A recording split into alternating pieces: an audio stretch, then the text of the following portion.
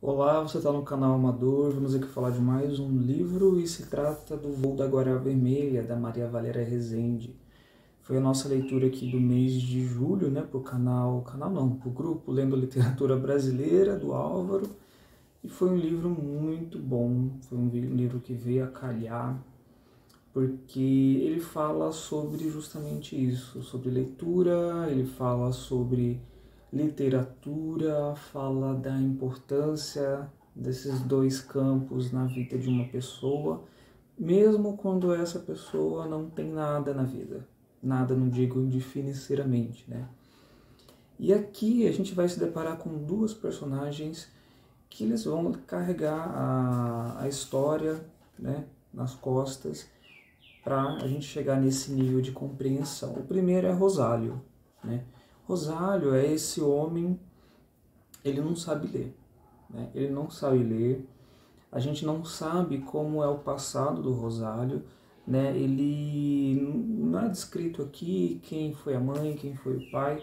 Aos poucos a gente vai descobrindo um pouquinho da história de vida desse homem, né? O que a gente sabe nesse primeiro momento, quando o livro começa, é que ele traz junto dele um baú com várias histórias. Ele gosta de que as pessoas contem histórias, né? Histórias da própria literatura, como é colocado aqui, como Dom Quixote, Sherazade, né? Que são grandes clássicos universais aí, e que falam justamente também da questão da história como um todo, da história contada, né? E ele carrega esse baúzinho com ele, como lembrança, e quando ele conhece Irene, ele passa a nutrir por ela uma admiração, uma relação baseada no respeito pela sua pessoa, pelo quem ela é, até porque Irene é uma mulher da vida, né? Ela tem alguns casos com outros homens e tira benefício desses outros homens, né? De prostituição. Tem ali um garoto que depende desse dinheiro dela. E assim, quando ele conhece Irene, o primeiro contato que tem com ela é justamente através do corpo, né? Eles têm a relação entre eles e tudo escrito aqui de uma forma muito bonita. E depois que eles têm essa relação, eles começam ali a falar um do outro. E nisso que eles vão falando um do outro, eles vão se abrindo, vão criando essa relação, né? E essa relação vai ficando cada vez mais concreta, né? Logo no comecinho aqui, lá embaixo na primeira folha, a Maria Valéria coloca, né? Tudo tão nada que Rosário consegue evocar histórias que eu faço saltar para outras vidas, porque seus olhos não encontram cores com que pintá-las, fome de verdes, de amarelos, de encarnados. Ela comenta um pouquinho sobre isso, sobre a questão de que, por mais que ele encontre outras histórias, né, tanto em histórias de outras pessoas, histórias nos livros, a própria vida dele é uma vida também que não tem nada. É uma vida meio cinza, não tem cor, não tem nada. Porque a gente vai levando o texto e a gente vai percebendo que, por mais que ele não tenha uma alfabetização, uma instrução que possa ali deter um cargo, uma função, porque ele vai passando de várias funções, vários empregos ali para tentar se manter, né? Ora ele é artista de rua, ora ele é pintor, ora ele trabalha na lavoura, tudo isso para tentar se manter. E ele não tem a alfabetização, né? E aqui nesse trecho ela fala isso, né? Que a vida dele é cinza, por mais que ele tenha essas histórias ali que transportem ele para uma outra vida, para um outro mundo, a realidade é um pouco mais dura, né? Logo em seguida ela fala sobre a questão da alimentação, né? Do que ele se alimentou, principalmente focando muito bem no feijão. E ela coloca um trechinho que eu acho bem legal, ó. Hoje foram-se todos, só ficaram não cor e o silêncio de cinza neste mundo, e em Rosário medraram a fome de vozes, fome de encarnados. Ele fala que ele tem essa vontade de aprender. Ele tem essa vontade de conhecer as outras pessoas, mas não conhecer as outras pessoas no intuito de querer puxar algo disso, mas não, conhecer através do quê? Das próprias histórias, da própria letra, do próprio vocabulário, do diálogo, vamos dizer assim, né? E para isso ele conta um pouco da sua história para a Irene e também ouve a história da Irene. E o que a gente pode tirar de Irene, né, depois que ela conhece o Rosálio, é que a Irene que é essa mulher, né, que vive de prostituição, ela vive com Anjinha, né, naquela casa, ela tem um filho, e a gente descobre aos poucos também que ela contraiu uma doença sexualmente transmissível, e que Irene ela é um pouco mais pessimista, né, ela já sabe ler, né, ao contrário de Rosálio, e essa troca é interessante, ela sabe ler. E ela conta as histórias não só de vida, mas o Rosálio gosta que ela conte as histórias dos livros para ela e também que ensine ele a ler, né? Ela vai aos poucos ali passando um pouco daquilo que ela sabe para ele. Eu achei essa troca entre os dois muito interessante. E ela vive, né, com a Anjinha, né, sobrevivendo à prostituição, ao dinheiro que ela ganha com isso, e aos poucos ela vai conquistando um pouco de brilho na vida, algo que ela faltava na vida dela através de Rosálio, né? Tanto que na página 11 ela vai contar um pouquinho sobre a falta de planejamento de vida, né, da Irene, onde ela vai ali ter contato com um assistente social. Eu achei isso um pouquinho, não uma dó no fundo, né? Ó.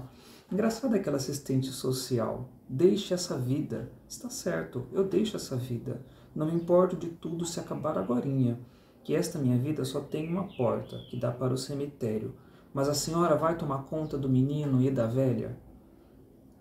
Era bom que Irene já quase nem consegue levar o dinheiro toda semana, muitos homens não querem nada com camisinha, vão procurar outra, e ela não pode fazer como Anjinha, querendo passar a doença para todo mundo. Com ódio, Irene não pode fazer mal a nenhum vivente, nenhum, por causa do sagui, daquele aperto na boca do estômago cada vez que lembra. Ah, Anjinha, se você soubesse.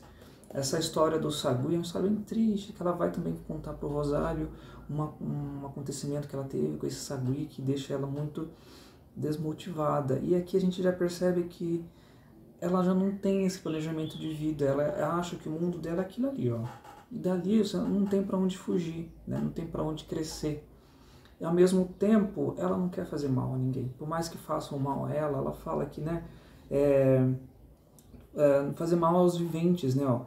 Não pode fazer mal a nenhum vivente, nenhum, né? E eu acho isso muito humanizador da parte da própria Irene. Então o livro vai caminhando, né, com essas histórias aí sendo trocadas, né? Quando a própria Irene conversa com Rosálio para aprender um pouco do mundo das palavras, é bonito como ela coloca, ó. Rosálio está entranhado no mundo das palavras, ansiando por elas, ouvi-las, dizê-las, trocá-las com alguém. Né? Aí depois lá embaixo, entrega o corpo, mas mantém desperto o espírito, tentando escolher as palavras que desejará oferecer a esta mulher, no caso a Irene, quando ela estiver disposta a ouvi-lo. Eu achei muito bonita essa parte. E assim vai, os dois vão trocando aqui confidências, né, a respeito da própria vida. O Rosálio vai contando um pouquinho da vida dele, como ele chegou a essas histórias, as pessoas que ele conheceu, né? Ele comenta aqui, ó: enquanto eu era pequeno, eu não sabia que era triste a minha vida, mas não imaginava outra, e por isso não podia saber da minha desgraça. Você vê que a pessoa já era ignorante no sentido de não conhecer nem o aspecto da própria vida, né? Ele não tinha ciência que a vida dele era isso. Já Irene não, pelo contrário, ela sabia que a vida dela era aquela vida amarga, que ela também tinha dores e que, pelo contrário, ao invés de Rosálio, né, que não conhecia, não fazia, mas ao mesmo tempo que não conhecia, procurava, né, crescer, saber alguma coisa, né, empreender. Ela não, ela achava que aquilo era que ela tinha disponível para a vida dela, né? E para isso vivia cercada de pessimismo e tudo isso. Então é um livro, aqui eu anotei alguns temas que a gente pode tirar desse livro aqui, que é a construção das identidades através da educação. A gente vê aqui esses dois personagens trocando essas ideias e ao mesmo tempo vão construindo suas identidades, né, de pessoas que economicamente, socialmente estão bem à margem, né?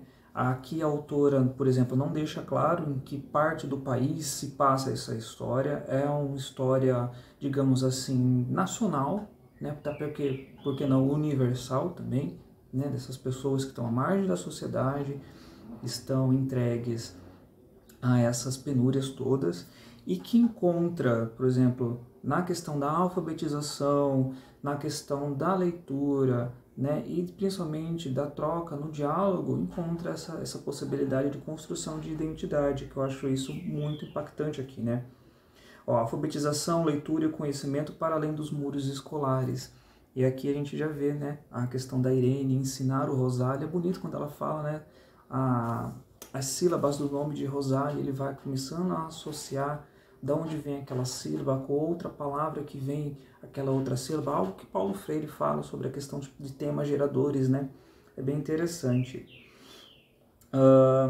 Condições econômicas muito discrepantes, né, e o abuso de liderança. A gente vai construindo aos poucos aqui, percebendo como há uma discrepância muito grande nas condições que vive Irene, Anjinha, o próprio Romualdo, que é um que vai aparecer só na boca da Irene depois como um grande amor que foi trabalhar e não voltou mais, o próprio Rosário, enquanto tem outras pessoas que sim, se empapam ali de dinheiro e também não tem nada a ver acham que não tem nada a ver com a desgraça dos outros, né?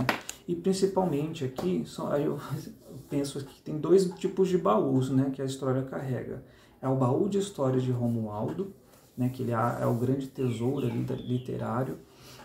E o segundo outro baú que eu coloquei aqui é o próprio conhecimento que ele vai adquirindo.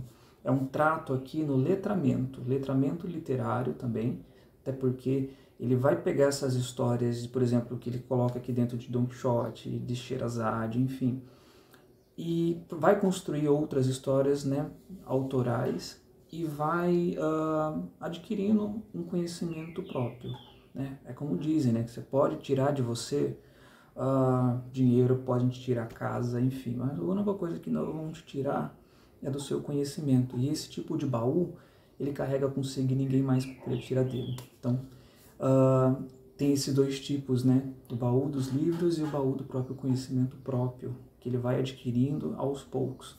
É um livro bonito, o final é um pouquinho triste, o final eu achei um pouquinho triste, né? Lá no grupo teve contato com a própria autora, onde ela também conversou com o pessoal. Eu não participei, mas o pessoal que participou, ela explicou um pouquinho sobre essas construções de personagens, motivações que levaram a ler. Aqui tá a fotinha da Maria Valéria. Eu achei esse livro formidável. Fica a dica aqui de leitura forte. Vê um livro da Maria Valéria, agarre. Se vê o Voo da Guará Vermelha, agarre também, tá bom? E o título, O Voo da Guará Vermelha, tem um pouquinho sobre a Irene nesse título, mas é interessante você próprio construir a sua interpretação desse título aqui com base no que você vai ler aqui, né? Fica a dica aqui de um livro excelente, excepcional, né? Que vale a pena ser lido sim. Bom, tem vídeo aí toda semana. Se você gostou do vídeo, curta, se inscreva e até a próxima.